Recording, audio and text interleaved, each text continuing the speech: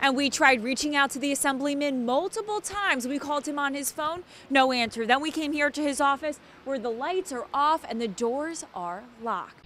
Well, a very scary afternoon for parents and students at Harvey Austin School on Sycamore Street in Buffalo. Police say right after 4 this afternoon, they received a call that a gunman was either on school premises or in the area nearby. One mom we spoke to has an 11-year-old daughter who called her from the school, hysterically crying, very upset. The mom crying to us, telling us that the district never called her. She said that she wishes she knew what was going on and very upset that she immediately couldn't see her child. Again, everyone here that was in the school is safe. No weapons have been found, and students are now being dismissed and are going home safe and sound this evening. Buffalo police say they have found a body in this home behind me on Newburgh Street. An autopsy is currently underway to determine the victim and the cause of death. Now, earlier today, we saw a lot of police activity and homicide detectives focusing much of their attention on the garage behind the home. Now, on Sunday, 13-year-old Lanasha Rollerson went missing. Joanna Keith, just about a minute ago, we learned that Joseph Hollywood has been confirmed dead. Police found his body in the rubble behind me at 163 Fry's Road. Polls show if Hillary Clinton were to run for president in 2016, she'd be a top contender. But today, no mention of it at all in her speech. While federal employees are not receiving a paycheck during this shutdown, members of Congress are. When it comes to security for the President of the United States, who's speaking here at Alumni Center at the University of Buffalo on Thursday, it's the Secret Service that's running the show. As a former baton twirler myself, I can tell you this is a sport that takes hours and hours of practice a week. How could something like that happen? Because she'd been riding forever. It's a question Catherine Tyrell's family and friends are wrestling with tonight. The equestrian teacher and her horse were both struck and killed by another vehicle while riding along a bend in the road on Route 75 in Eden this morning. It was a dark road. The rider and the horse, neither one had any reflective material on. The rider also had in earbuds. And at the same time, at the time of the collision, we know from the evidence at the scene, it appears that she was also consuming an alcoholic beverage. Police say no charges will be filed against the driver. Tyrell leaves behind a 23-year-old daughter who also has a passion for horses, just like her mother. The speed limit on this road where Catherine Tyrell and her horse were killed is 55 miles per hour. But many living here say that's just way too fast, especially around a corner like this one.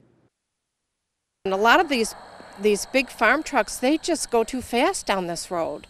They just go too fast. Tyrell's good friend Sue Fox says she hopes police reduce the speed limit here to prevent others from the same tragic fate as her dear friend Kathy. She thought a lot about other people. She was good to other people. And she loved her family. And for Catherine, her beloved horses were a part of her family. She just loved it. It was just part of her.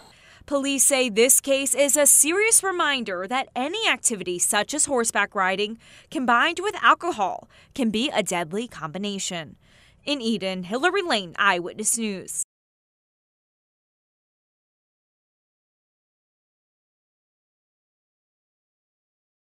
For Paul Mall and his son Sean, it's this woman who's been their lifesaver.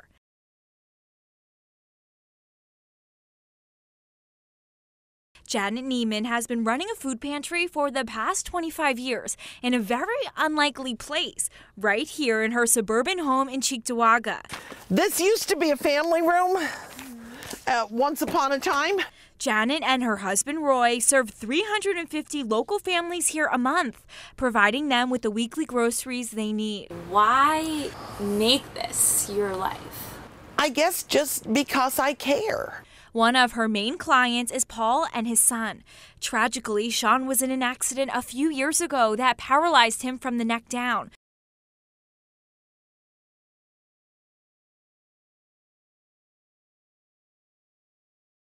So Paul made the tough decision to care for his son.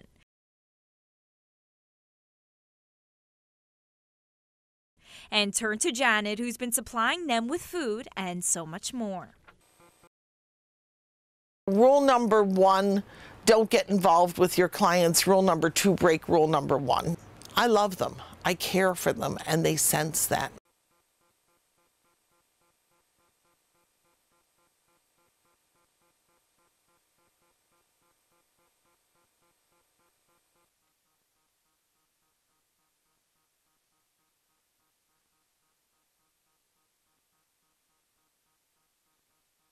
Each and every day, Janet receives deliveries, unpacks, organizes, and distributes the food. She functions as an offshoot of the Food Bank of Western New York. Janet is a unique individual and truly a hero in our community. She makes it happen. And for Janet and the family she serves, like Paul and Sean, it's about more than just the food.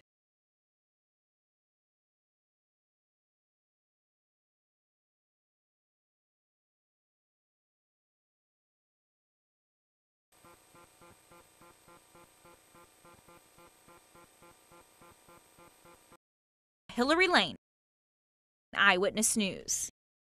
We were given the worst news of our lives, that our little boy has a brainstem tumor, and the prognosis is very grim. A parent's worst nightmare. Just 1 month ago, Dawn and Chad Mullen were told their 3-year-old son, John, has terminal cancer. With treatment, we've probably got hopefully a good year with our little boy. John is currently undergoing radiation to shrink the size of the tumor. These tumors, unfortunately, are some of the most difficult to treat and are invariably, unfortunately, fatal at this time. Oh, no, where to go? And because the tumor is incurable, the Mullins are focused on making the most of each and every day with their son, John, and 14-month-old daughter, Charlotte. You want to see your brother? Here. We make memories that she'll know him even after he's gone, and that he'll know how much we love him and the impact that he has on our lives every day. I try to share some of his interests and find out what he really likes. Honestly, it's a little hard because it's impairing his language a little bit, so it's a little harder to understand him.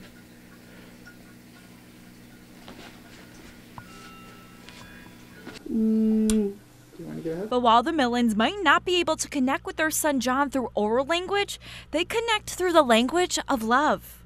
I love you, John. I love you. And you want to watch TV with your turtle. And the Mullins want to encourage every parent to never take a moment for granted with your children. Enjoy every minute. Snuggle your kids tonight and just thank God that we've got them while we do.